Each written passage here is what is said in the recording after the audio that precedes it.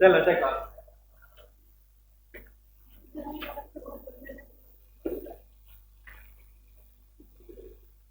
हाँ देखो, transport of gases, gases का ट्रांसपोर्ट, हेडिंग दे देना ट्रांसपोर्ट ऑफ गैसेस या फिर गैस ट्रांसपोर्ट, यानी कि गैसेस जो होते हैं यानी कि ऑक्सीजन और कार्बन डाइऑक्साइड, उनका ट्रांसपोर्ट कैसे होता है, हम यहाँ पे आज हम पढ़ेंगे। देखो, it is the transport of respiratory gases. ये क्या है? रेस्पिरेटरी गैसेस का ट्रांसपोर्ट है। रेस्पिरेटरी गैसेस मतलब O2 एंड CO2। तो O2 और CO2 का ट्रांसपोर्ट का जो प्रोसेस होता है एल्वियोलाई से टिश्यू के द्वारा, टिश्यू से वाइस वर्सा। वाइस वर्सा का मतलब होता है उल्टा, याद रखना, ठीक है, उल्टा। तो यहाँ पे क्या लिखा है? Alveoli to tissue and vice versa, यानी कि टिश्यू टू एल्वियोलाई, यानी कि रेस्पिरेटरी गैसेस जैसे कि ऑक्सीजन और कार्बन डाइऑक्साइड का ट्रांसपोर्ट होता है एल्वियोलाई से टिश्यू के बीच और टिश्यू से एल्वियोलाई के बीच, इसी को बोलते हैं ट्रांसपोर्ट ऑफ गैसेस। अब देखो, ट्रांसपोर्ट ऑफ गैसेस, गैसेस का जो ट्रांसपोर्ट होगा दो चीजों का होगा। एक तो होगा O2 का ट्रांसपोर्ट और एक होगा CO2 का ट्रांसपोर्ट, ठीक। यदि हम O2 के ट्रांसपोर्ट की बात करेंगे तो O2 के ट्रांसपोर्ट में क्या होगा? लंग्स टू टिश्यू, यानी कि फेफड़े से लेकर के ऊतक के बीच में, लंग्स से लेकर के टिश्यू के बीच में क्या होता है? O2 का ट्रांसपोर्ट होता है। और CO2 का ट्रांसपोर्ट कैसे होता है? टिश्यूज टू लंग्स में होता है। O2 के ट्रांसपोर्ट की हम बात करेंगे तो ये एक तो ब्लड प्लाज्मा के द्वारा होता है और दूसरा ऑक्सी हीमोग्लोबिन के द्वारा होता है। एक एक के बारे में अभी डिस्कस करेंगे।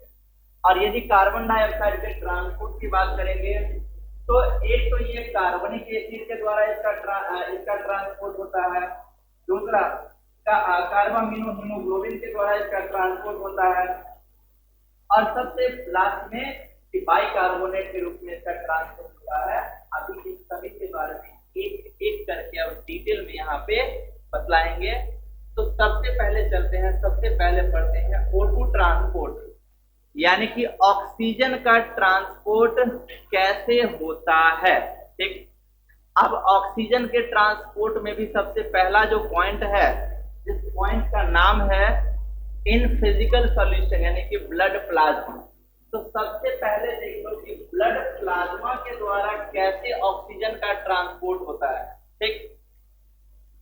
3% O2 is carried by dissolving in plasma, यानी कि 3% ऑक्सीजन का ट्रांसपोर्ट होता है ब्लड के प्लाज्मा के द्वारा।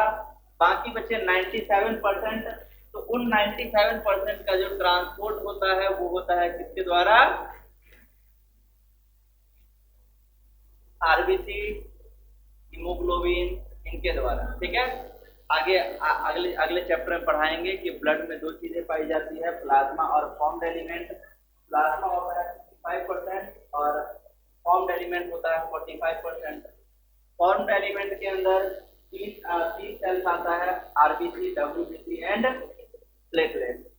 तो आरबीसी यानी कि रेड ब्लड सेल्स, दूसरा नाम erythrocyte. WBC white blood cell जिसका नाम ल्यूकोसाइट, और तीसरा प्लेटलेट जिसका नाम थ्रोम्बोसाइट, ठीक है। तो तीनों सेल्स होते हैं, उस तीनों में से एक होता है आरबीसी। अब ये जो आरबीसी है, आरबीसी का रंग जो होता है लाल होता है, किसके कारण? हीमोग्लोबिन के कारण। तो दूसरा जो पढ़ाएंगे as haemoglobin, as oxyhaemoglobin. तो देखो यहाँ पे है O2 का ट्रांसपोर्ट इन फिजिकल सॉल्यूशन और दूसरा है एज ऑक्सी हीमोग्लोबिन, यानी कि ब्लड प्लाज्मा के द्वारा मात्र 3% ऑक्सीजन का ट्रांसपोर्ट होता है।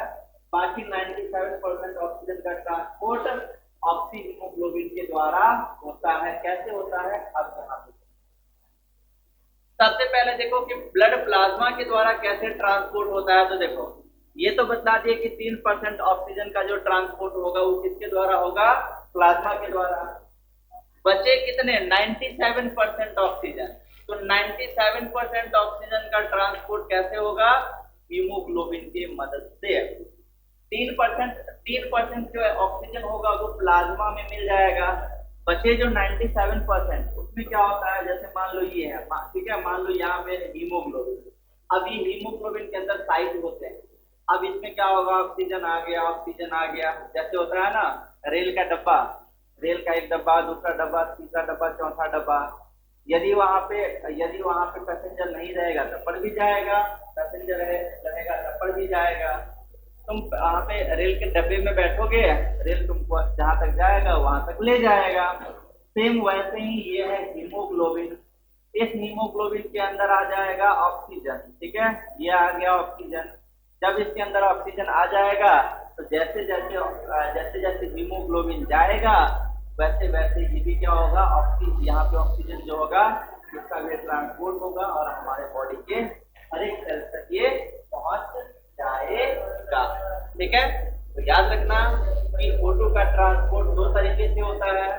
ब्लड प्लाज्मा के द्वारा 3% ऑक्सीजन का ट्रांसपोर्ट होता है, बाकी 97% का ट्रांसपोर्ट ऑक्सी हीमोग्लोबिन यानी कि हीमोग्लोबिन के साथ मिल गया ऑक्सीजन उसके द्वारा होता है। ठीक है, तो ये दो हो गया।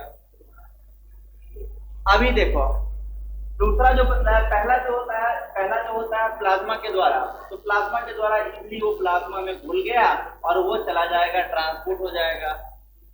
यहाँ पे जो ऑक्सी हीमोग्लोबिन की बात करेंगे तो ऑक्सी हीमोग्लोबिन से शुरू करते हैं। देखो O2 binds with hemoglobin in a reversible manner to form oxyhemoglobin. This is called oxygenation. यहाँ पे बोल रहा है कि O2 जो है ये O2 बाइंड करता है किसके, हीमोग्लोबिन के साथ बाइंड करता है। बाइंड, बॉन्ड, बॉन्ड मतलब बंधन, बंधन मतलब जुड़ना। यानी कि यहाँ पे अल्टीमेटली क्या बोल रहा है कि जो ऑक्सीजन है वो ऑक्सीजन जुड़ता है किसके साथ, हीमोग्लोबिन के साथ। इसी प्रोसेस को बोलते हैं ऑक्सीजनेशन। जो मैंने बताया ये है हीमोग्लोबिन, हीमोग्लोबिन में जुड़ रहा है यहाँ पे ऑक्सीजन, तो इसको क्या बोलते हैं, oxygenation.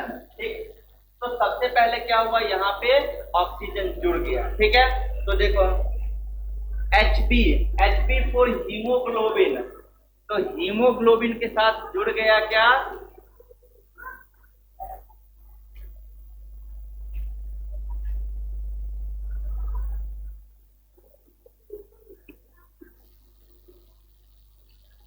Hb for haemoglobin, haemoglobin के साथ जुड़ गया क्या, ऑक्सीजन।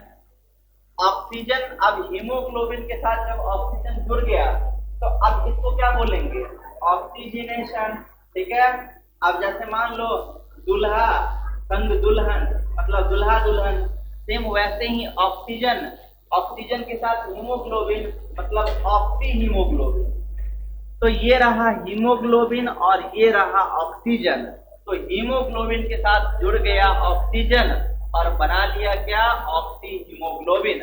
बाद बाकी ये जो मॉलिक्यूल लिखा हुआ है तो ये किसकी देन है, ये सैचुरेशन और बैलेंसिंग की देन है। एक चीज होता है जिसको बोलते हैं बैलेंसिंग। बैलेंसिंग जानते हो, केमिकल रिएक्शंस को बैलेंस करना। मान लो यहाँ पे मैं इसको 4 को काट दूं, ठीक है, अब मान लो मैंने यहाँ पे 4 को काट दिया, अब क्या होगा, ये फॉर्मूला गलत हो जाएगा। ठीक है, कहने का मतलब कम से सुनने में वही लग रहा है, हीमोग्लोबिन के साथ ऑक्सीजन ऐड हुआ, बना लिया इसने ऑक्सी हीमोग्लोबिन, लेकिन फॉर्मूला गलत कैसे हो गया। यहाँ पे है हीमोग्लोबिन के पास 4 मॉलिक्यूल, लेकिन यहाँ पे है इसके पास सिर्फ 1 मॉलिक्यूल। यहाँ पे है ऑक्सीजन के पास 8 मॉलिक्यूल, यहाँ पे है कितना, 8 मॉलिक्यूल। यानी कि ऑक्सीजन ठीक है, ऑक्सीजन के पास है 8 मॉलिक्यूल, यहाँ भी ऑक्सीजन के पास है 8 मॉलिक्यूल ये, लेकिन यहाँ पे हीमोग्लोबिन के पास ओनली 4 मॉलिक्यूल है, जो कि इसके पास एक ही है, तो इसको एक को कर देंगे 4। अब ये क्या हो जाएगा, ये हो जाएगा बैलेंसिंग, यानी कि अब ये जो इक्वेशन है ये बैलेंस हो गया, ये केमिकल रिएक्शन अब क्या हुआ, बैलेंस हो गया। ठीक, तो अभी मैंने क्या बताया कि जो ऑक्सीजन होगा, ऑक्सीजन बाइंड करेगा हीमोग्लोबिन के साथ रिवर्सिबल मैनर में, यानी कि एक के पीछे एक, एक के पीछे एक, एक के पीछे एक, इस तरीके से वो हीमोग्लोबिन के साथ जुड़ जाएगा ऑक्सीजन। जब वो हीमोग्लोबिन के साथ ऑक्सीजन जो जुड़ जाएगा उसी को बोलते हैं oxygenation. Hb has 4 haem unit. Hb haemoglobin, haemoglobin के पास कितने यूनिट, 4 यूनिट होते हैं। ठीक है, देखो यहाँ पे हीमोग्लोबिन, हीमोग्लोबिन हीम। हीम का मतलब क्या होता है नॉर्मल लैंग्वेज में? ब्लड। ग्लोबिन क्या है? तो ये है प्रोटीन, यानी कि ब्लड के अंदर का प्रोटीन। ठीक, तो इसके पास टोटल 4 यूनिट होते हैं। ये जो हीम है ना, इसके पास 4 हीम यूनिट होते हैं हीमोग्लोबिन के पास।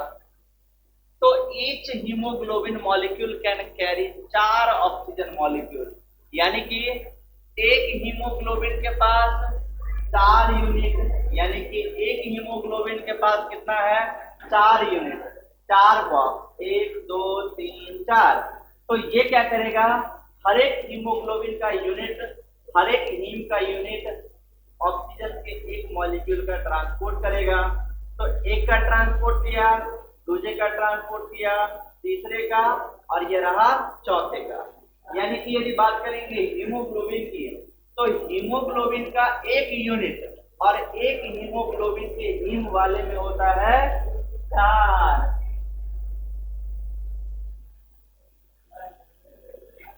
कल तो आईपीएल भी नहीं था, आईपीएल वर्ल्ड कप चल रहा है ना, वर्ल्ड कप की मुझे तो एकदम ऐसा नींद यदि हम लोग को मिल जाए एकदम मजा आ जाएगा एकदम। दो तीन चीज का नींद आता है, या तो समझ में नहीं आ रहा है, या तो भरा जगी हो, ठीक है ना, या फिर तीसरा बतिया क्या रही थी वही से लोगों सो रही थी। क्या खोई हो गया जब जाओ, अब जाओ क्या हो गया? बढ़िया, लेकिन नींद सो रही थी। तो देखो हीमोग्लोबिन में है हीम यूनिट, ठीक है, और एक हीम यूनिट के पास, एक हीम के पास, एक हीम के एक मॉलिक्यूल के पास 4 यूनिट है। मतलब कि 4 ऑक्सीजन को वो क्या करेगा? ट्रांसपोर्ट कर सकता है। तो एक हीमोग्लोबिन का मॉलिक्यूल क्या करेगा? 4 ऑक्सीजन मॉलिक्यूल को कैरी करेगा। तो जब एक हीमोग्लोबिन का मॉलिक्यूल 4 ऑक्सीजन को कैरी कर रहा है, यानी कि ऐसे ही जितने हीमोग्लोबिन के मॉलिक्यूल होंगे, हर एक मॉलिक्यूल 4 ऑक्सीजन को कैरी करेगा। ठीक, अब क्या होगा? Binding of O2 depend upon PO2 and PCO2 H+ concentration and temperature. यानी कि वो जो ऑक्सीजन जो बाइंड करेगा हीमोग्लोबिन के साथ, उसके लिए भी कुछ फैक्टर कारक होने कंपलसरी है। उसमें भी देखा जाएगा कि ऑक्सीजन का पार्शियल प्रेशर, P4 यहाँ पे मैंने क्या बदला हुआ था? पार्शियल प्रेशर किसका? ऑक्सीजन का।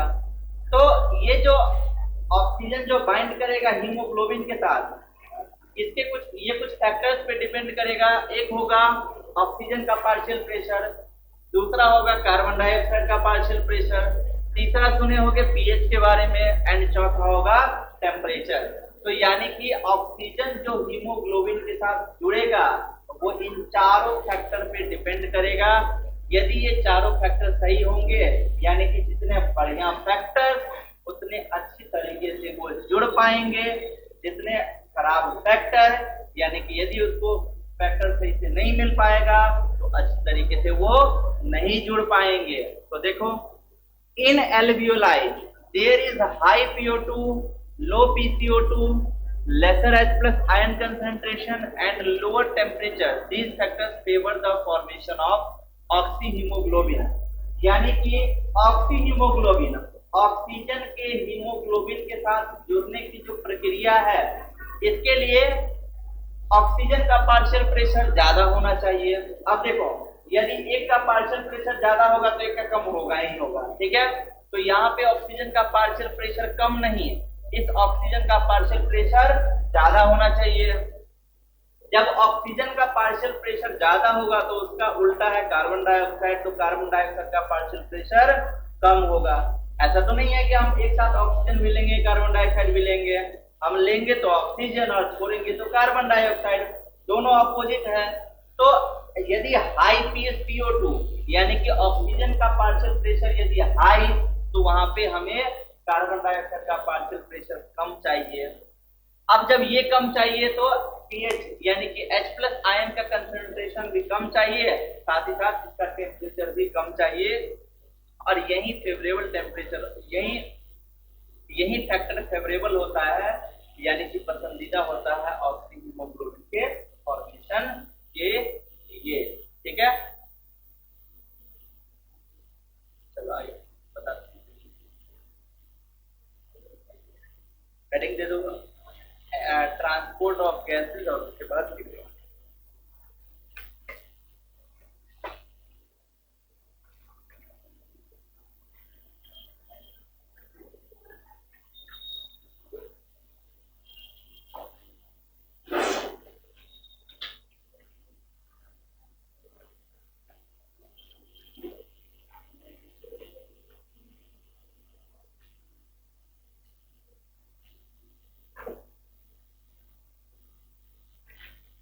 आज तुम लोग इतना आगे क्यों रखते हो? वहाँ पे हवा आ रहा है, ये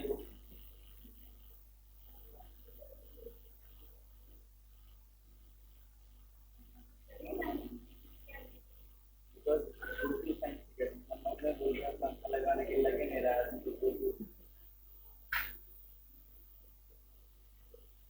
बढ़िया।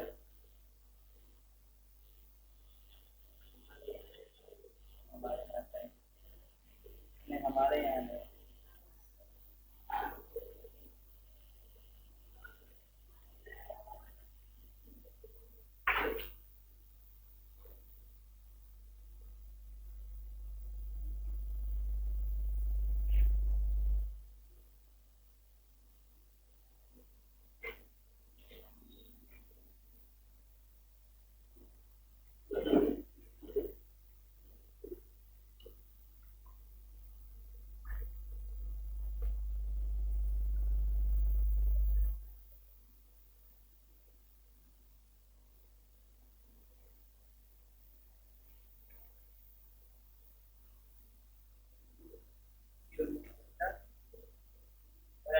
तैयारी आएगी क्या? ये क्या मैच के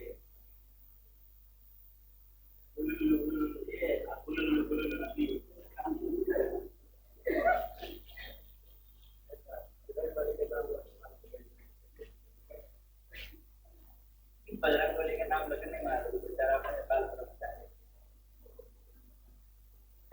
वहाँ की जगह पर है।